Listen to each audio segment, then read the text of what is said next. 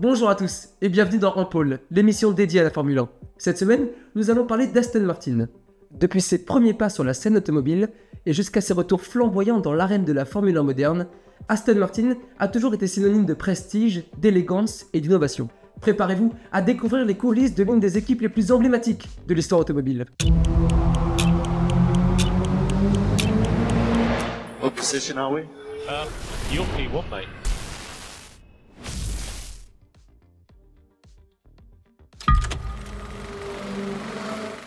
Aston Martin n'est pas la plus jeune écurie du plateau. Bien que la voiture verte soit revenue en Formule 1 pour la saison 2021, la marque est en fait l'une des plus vieilles du paddock.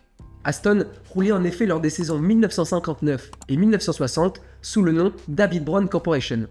Aston Martin est donc la voiture du paddock qui a le moins roulé en Formule 1, puisqu'elle a débuté en 2021. C'est donc sa 6e année en compétition officielle. Dans toute son histoire, l'écurie compte pas moins de 6 pilotes au total. Vous l'avez compris, il n'y a pas donc une histoire d'Aston Martin en Formule 1, mais bien deux. La première commence dans les décennies de la création de la Formule 1. Nous avons besoin de quelques éléments de contexte pour bien comprendre l'histoire. Aston Martin, la marque automobile de luxe, est connue dans le monde entier, a été inventée en 1923 par Lionel Martin et Robert Bamford. La route se trace pour le constructeur autant dans la vente de luxe que dans le sport, jusqu'à l'arrivée des difficultés financières dans les années 1940. Tout commence alors en 1947. Quand la société de fabrication mécanique David Brown Limited rachète la marque. C'est alors qu'une stratégie de communication par le sport se développe pour la marque anglaise. Le RAC Rally, le RAC Grand Prix, les 24 heures du Mans, les 24 heures de Spa-Francorchamps, plusieurs types de voitures sont conçues et élaborées pour participer à toutes les courses du secteur. À l'époque, les voitures sont teintées en British Racing Green, car en fait, c'est la couleur qui représente les voitures britanniques dans les compétitions automobiles depuis le début du siècle. Alors c'est en toute logique qu'Aston Martin a eu envie de défier les plus grands constructeurs automobiles en Formule 1. La voiture était déjà prête pour la saison 1957, mais Aston n'entrera dans la compétition qu'en 1959. En cause, le constructeur favorise le développement de ces voitures qui joueront la victoire au Mans. L'histoire de l'écurie verte commence au Grand Prix des Pays-Bas en 1959.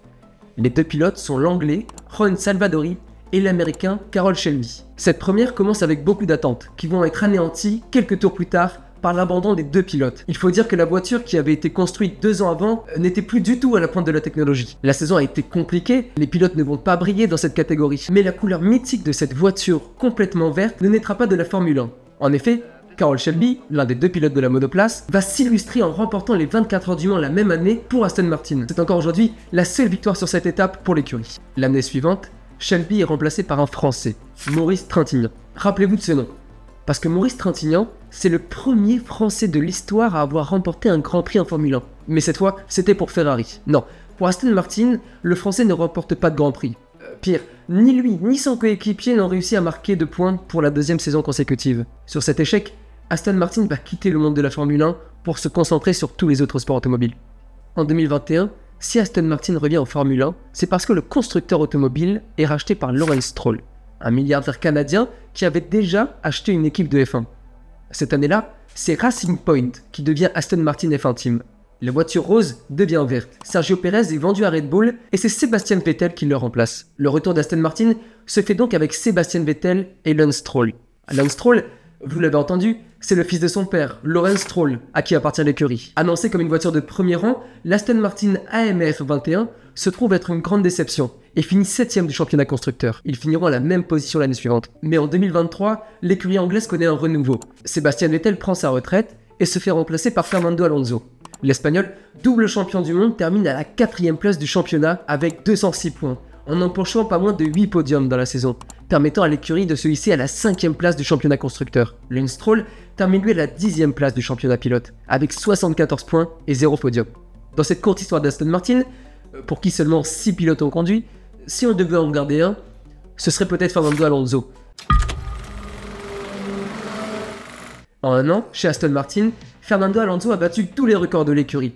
Mais son arrivée a d'abord été marquée par son départ d'Alpine. Dans un retournement de situation inattendu, lors de la mi-saison 2022, Fernando Alonso a décidé de quitter Alpine pour rejoindre Aston Martin. Alonso a été séduit par une vision ambitieuse d'Aston Martin. L'équipe lui a présenté un projet révolutionnaire pour la saison à venir, avec une voiture radicalement différente et des innovations techniques de pointe. De son côté, Alpine ne voulait pas lui donner de contrat de plus d'1 an. Après des semaines de négociations intenses, un accord a été conclu, et Alonso a annoncé sa décision de rejoindre Aston Martin. Il l'a annoncé dans un communiqué qui a chamboulé l'été de tous les fans de F1. Le partenariat entre Alonso et Aston Martin a rapidement porté ses fruits. Alonso a apporté son expérience et son talent inégalé à l'équipe, tandis qu'Aston Martin a travaillé sans relâche pour créer une voiture compétitive et révolutionnaire. Ensemble, ils ont défié les attentes et se sont lancés dans une saison palpitante, marquant des podiums époustouflants et des duels épiques sur la piste, notamment avec Charles Leclerc, Max Verstappen et Lewis Hamilton. Cette fois-ci, j'ai pas vraiment envie de parler d'une rivalité.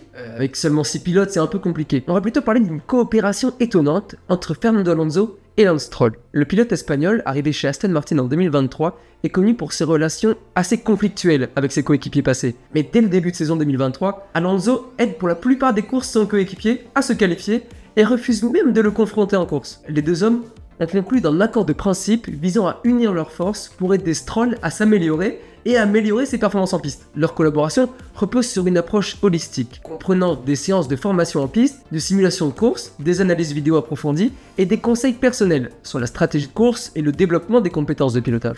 Certains journalistes et internes au paddock sont même allés jusqu'à penser qu'il y avait une clause dans le contrat d'Alonso qui l'empêchait d'attaquer le fils du patron.